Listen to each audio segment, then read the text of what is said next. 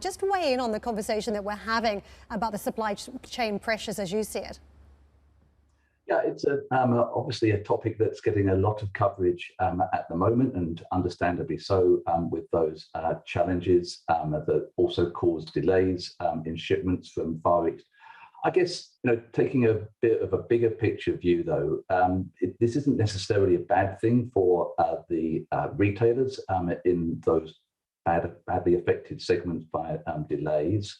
If I think about electronics retailers, the margins that you make on those new gaming consoles are pretty low anyway. And in fact, if you think about car retailers, yes, there'll be delays, but what that means is that the price of second-hand cars is actually boosted, which again helps the margins of those retailers. So, I mean, overall, yeah, the kind of supply chain challenges remain a threat to profitability, but ultimately in those segments. But ultimately, when it comes to looking at the sector outlook, we're looking at the far broader segments, or all of the segments of retail, from food to non-essential products as well, and trying to think about the underlying credit fundamentals for the next 12 to 18 months.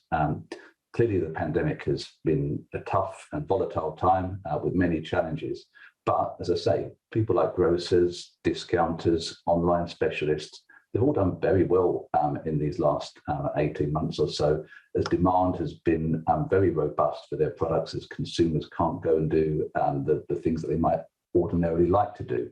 And even in other segments like clothing, homewares, electronics that have been hit by lockdown closures, those are coming back strongly as pent-up demand has been released.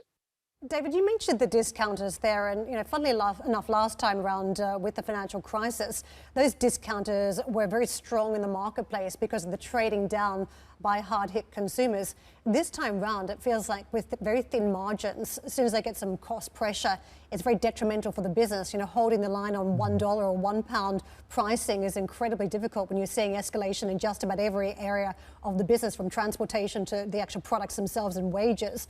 Do you take a dim view then of some of the budget operators in the space this time round? Well, in Europe, I guess the big companies that we have ratings for don't tend to have that constraint of, as you put it, the dollar price point.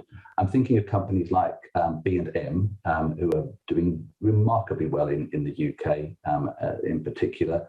There's also Action on the continent.